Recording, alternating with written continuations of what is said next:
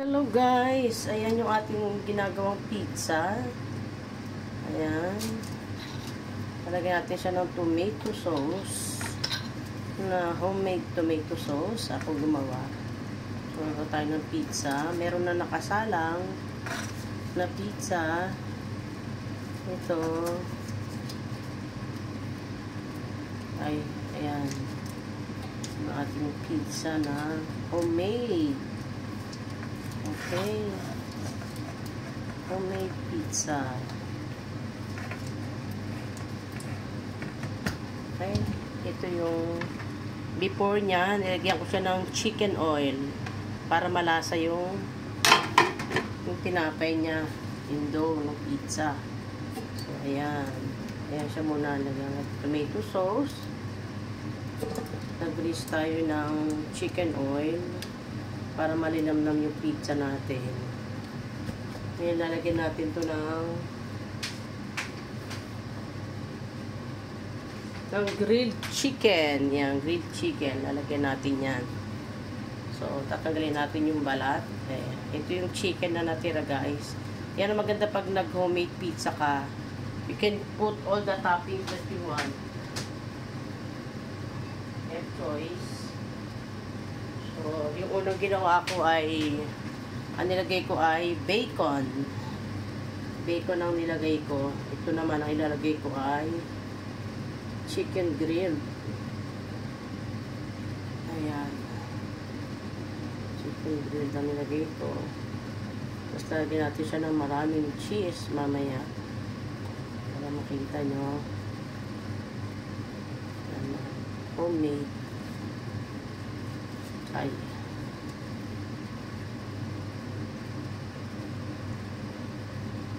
So, pwede ka maglagay ng bacon, pwede ka maglagay ng lahat ng toppings na gusto mo, of course. Yan ang paggagawa ng homemade pizza. Hindi lang ako ngayon gumawa ng homemade pizza, guys. Matagal na. Pero yung itong pot, ready-made to. Kasi wala akong time gumawa. Ito lang pot ang ready-made. The rest, yung mga tomato sauce, akong gumawa nun. Tapos yung pizza, yung cheese, pizza cheese, ayun. Siyempre yan. So, merong para sa akin, merong para sa kanila. Kailangan damihan natin ng toppings.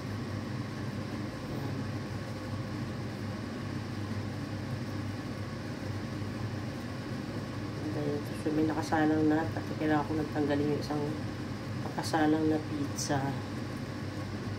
So, ganun na sunog. Ayan, susunog na yung isa. Wait.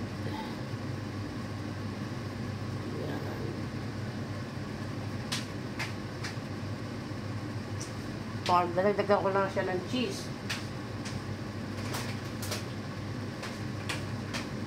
Ano ba yan?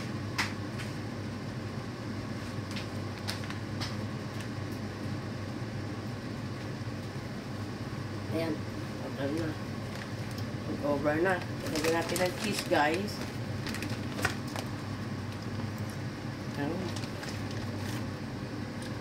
Pag ako nagpizza, talagang hanggat maaari, only. Yung, kung pwede lang, talagang unlimited yung cheese. Ayan.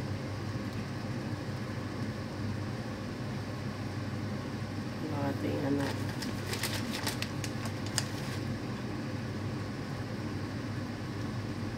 So, ito yung cheese na yan. Yan yung cheese na gamit ko. Talagang pampadagdag cheese lang siya, ha.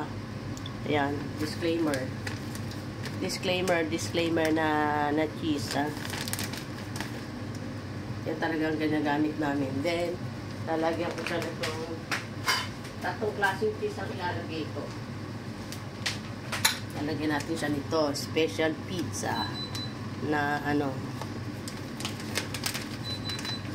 kasi pala, ito muna pala ang isa na apat na tatlong klaseng cheese. Ayan. Tumunog na yung unang batch. So, lagyan natin ito. Yan.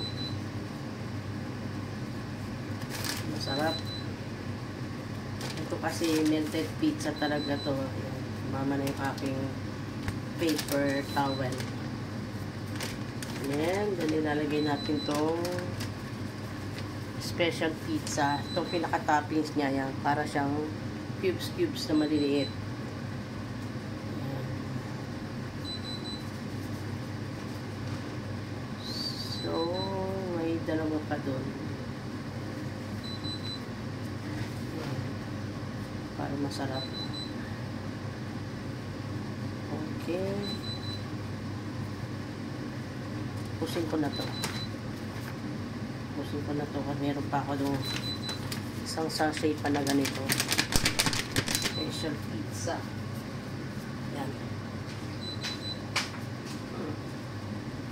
Wala akong magtanggal ng gloves kasi pamapaso tayo.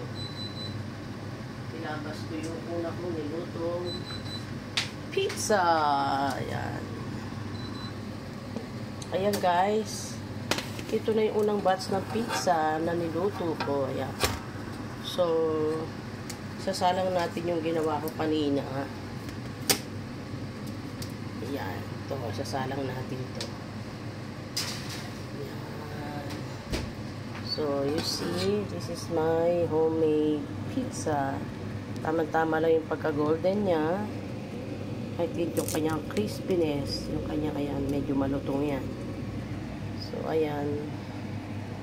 Ito naman yung isa pa na hindi ko alam kung sardinas ang ilalagay ko dito. I don't know. Tatanungin ko asawa ko gusto niya ng sardinas or sardines. Ayan, huwag na daw ako mag-open ng sardinas. Pwede na daw ang itong chicken. Ayan, chicken na lang ilalagay ko kasi meron ng isang jambon na nagawa. Ayan. Jambon or ham. Yun pala. Or ham, bacon yata. Hindi ko alam kung bacon or ham. Ayan. So, itong ating isusunod na pizza. At meron pa tayong isa pang natitira na lalagyan pa natin ng tomato sauce. So, ayan guys, yung last bat. 4 yung ginawa ko. So, ito yung last bat ng pizza. Nagagawan pa natin ng lagyan pa natin ng tomato sauce. Ayan. Thank you so much for watching. Ayan, naluto ng ating unang pizza. Ayan. Sunod natin na gagawin. Thank you so much for watching.